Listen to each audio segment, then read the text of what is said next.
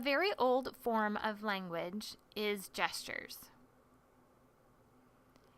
Everyone gestures.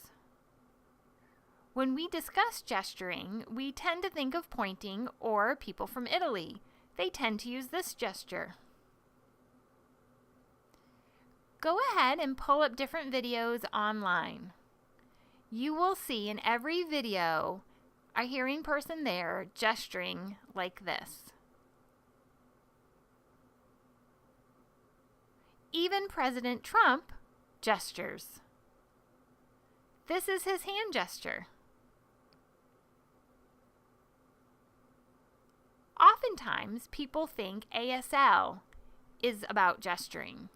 Well, it's true, ASL does have gestures, and some signs are very iconic. For example, drink and eat. With drinking, it looks like you're drinking from a cup. With eating, it looks like you're taking a bite of food. But ASL is an advanced language, more so than gesturing. It is a language, and we all know that it has specific grammatical rules. And research shows that you must be immersed 24/7 for 7 years in order to finally become fluent in ASL. National Geographic did a study on gesturing.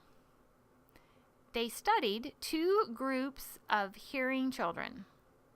In the first group, they had a teacher who presented without any gestures or hand movements. Purely just moved her lips as she spoke. In the other group, they had a teacher who not only spoke, but also used hand motions and gestures. This group of students was able to work and retain the information much better than the first group. And that is the reason why it is so much more important for us to gesture and do facial expressions while we're signing an ASL. Kids will definitely retain so much better what you're saying, but that's a topic for another time. It is so important to teach deaf students how to gesture. It is a great skill to kind of toss out there for them, because gesturing will help them figure out how to communicate and how to express themselves. We recognize that gesturing is a very basic form of sign language. Deaf children sometimes forget that they have that skill. What they do is they tuck it away and they don't use it. We want students to be able to draw out that skill and use it. What I'm going to do is explain a fun lesson that we did to help students take out that skill. First, what you need are 2 boards. One, you're going to write the word gestures, and the other board, you're going to write the word signs.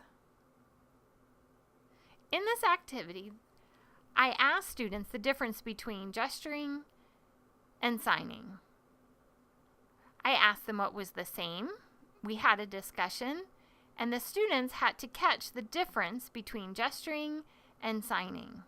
So I would ask them, give me an example. And they'd give me one example, but yet I needed something more. I needed the difference between gesturing and signing. And I used this lesson with 6th graders last year. So as I was explaining it to them, the difference between the two, one student all of a sudden had a light bulb moment and said, yes, that is what my grandmother tends to do. This is what she does.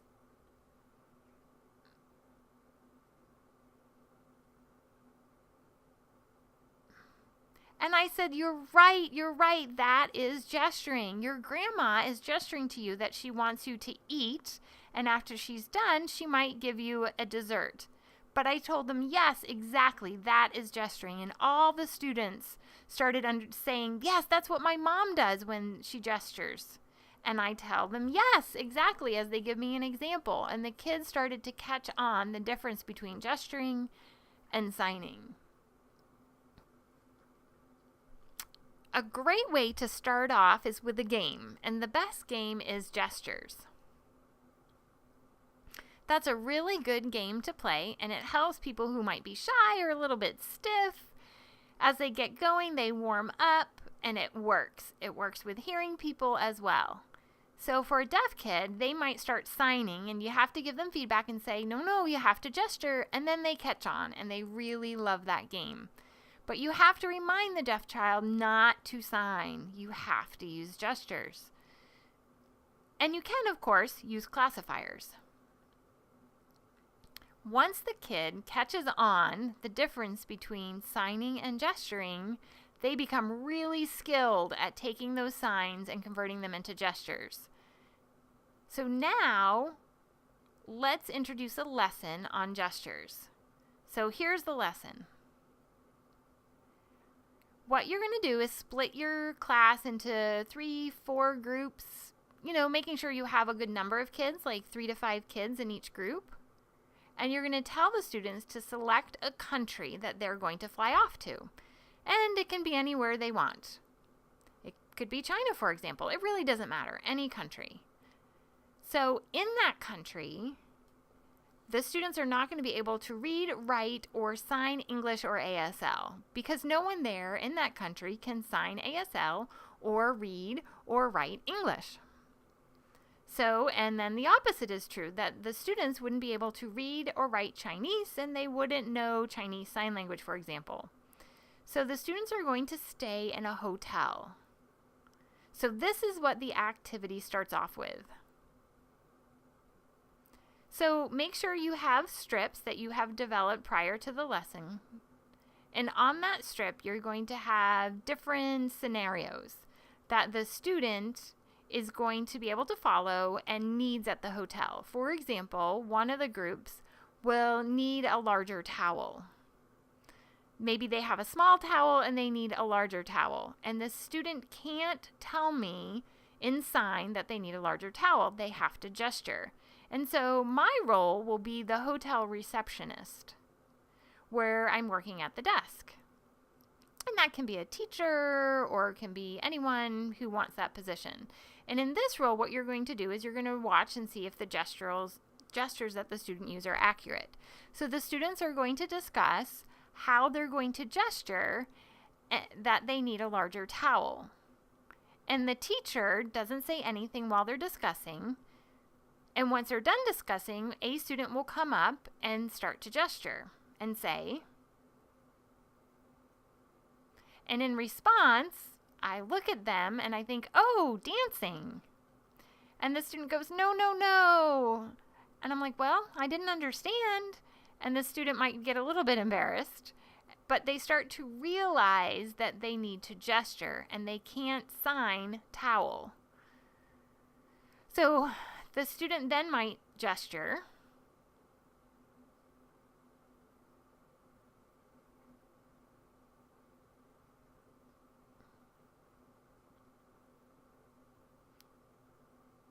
And in response, that was a really good gesture. So then I would gesture. And we go back and forth taking turns. The students often laugh and really enjoy. It's very fun, and it's a good activity to help the students start to realize and shift their thinking and how to fit communication. Do you want to try?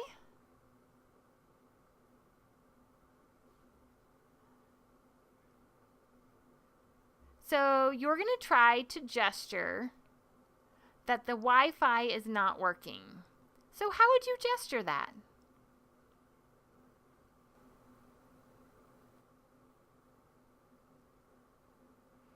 So the Wi-Fi isn't working.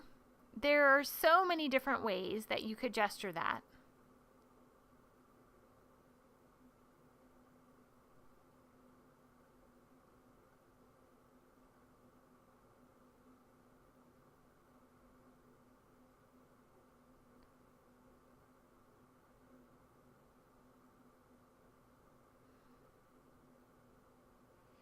Another idea is that you need a stamp because you want to mail a letter.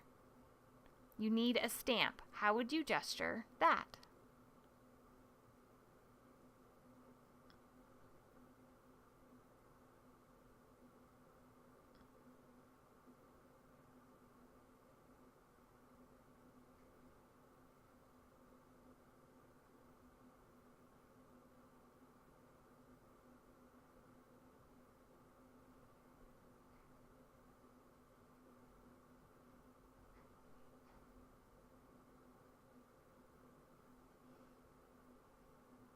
So now suppose that you have a dog and you've lost the dog and you need to ask a woman whether or not she has seen your dog.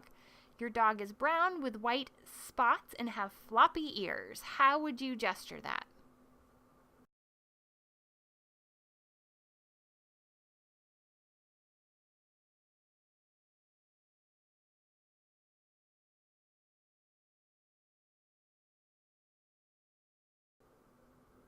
Suppose you had something with brown on it and something with white on it.